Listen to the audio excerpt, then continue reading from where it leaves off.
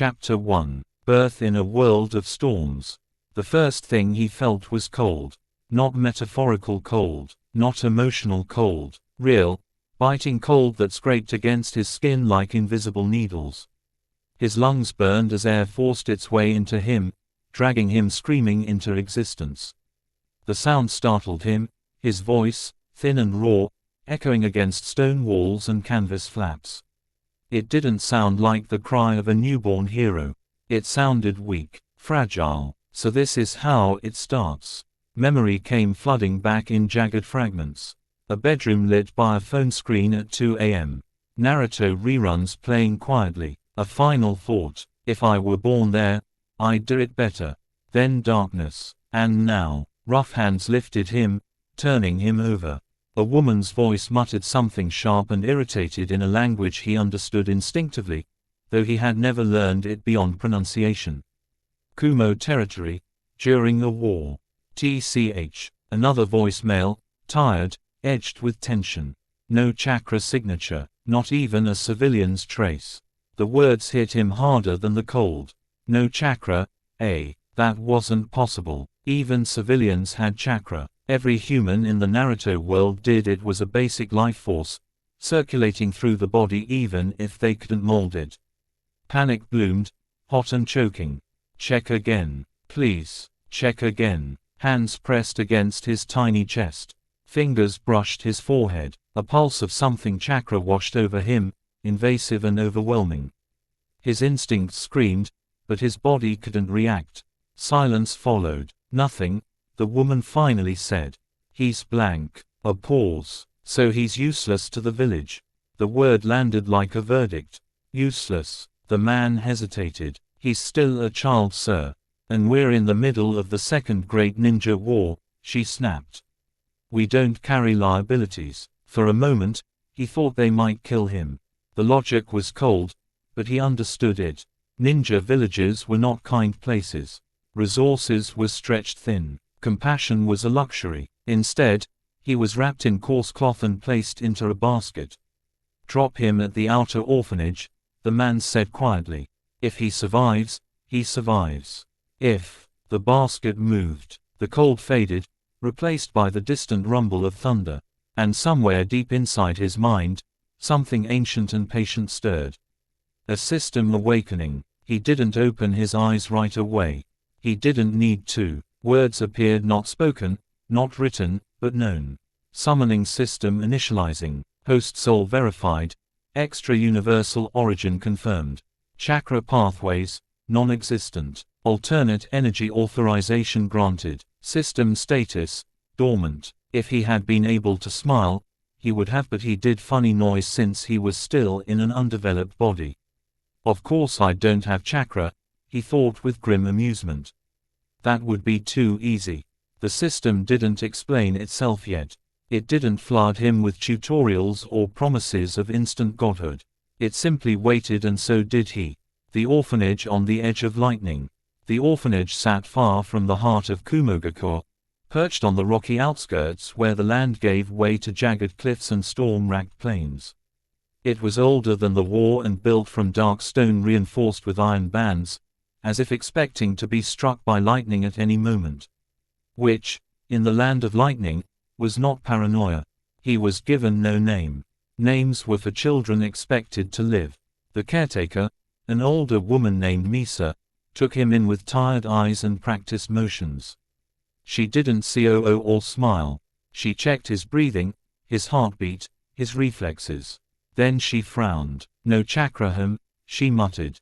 The word spread quickly. The other caretakers avoided him. Some whispered that he was cursed. Others said he was a stubborn stillborn that refused to die. A few, more religious than fearful, believed he was a punishment sent by the storm god. Misa simply sighed and fed him. He didn't ask to be born, she said once, when another caretaker suggested sending him away again. And if the lightning takes him, it won't be because of us.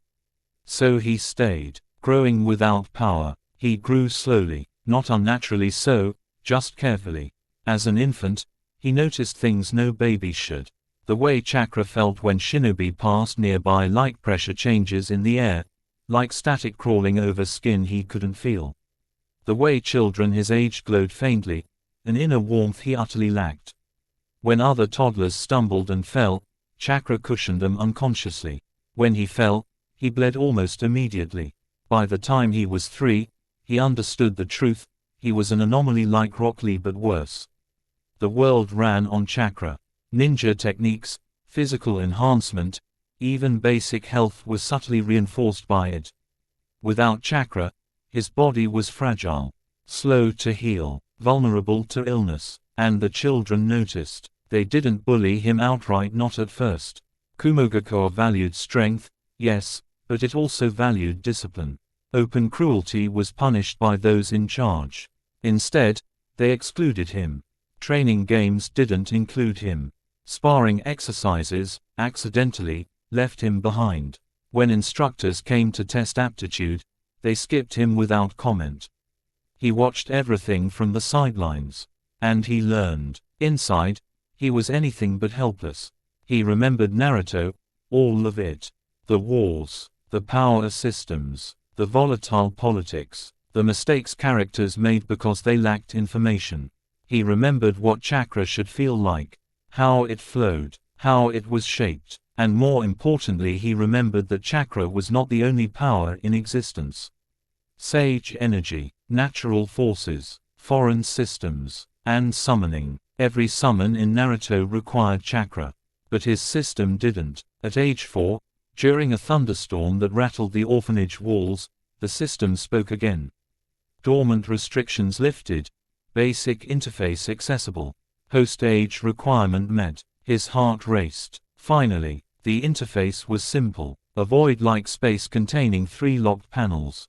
Summons, locked. Items, locked. Contracts, locked. Below them, a single line of text.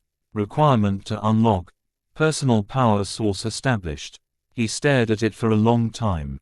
No chakra, no access. Then another line appeared, slower.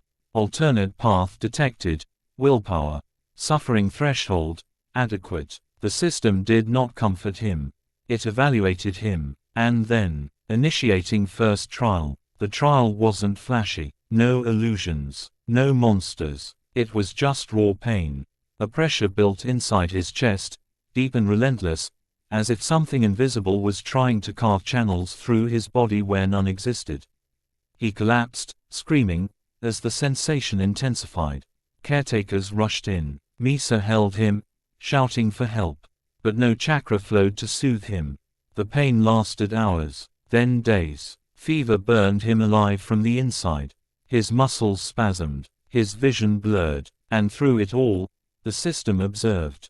Willpower sustained. Host refusal to die, noted. 4 SP has been rewarded. On the 7th day, the pain stopped. He woke up weak but alive.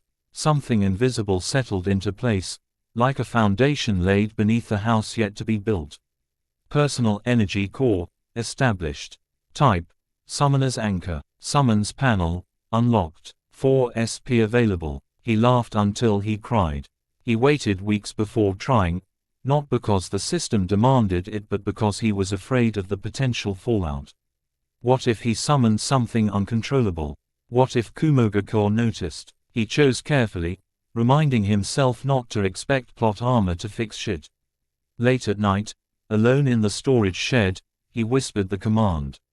Summon. 4 system points were deducted. First summon, Electra Nachios. Street level. The summoning circle never glowed. It didn't flare with chakra or distort space violently. Instead, reality folded inward, like fabric pinched between invisible fingers. She appeared kneeling, red armor, muted, worn, stripped of any symbol. Twin Sai crossed at her back.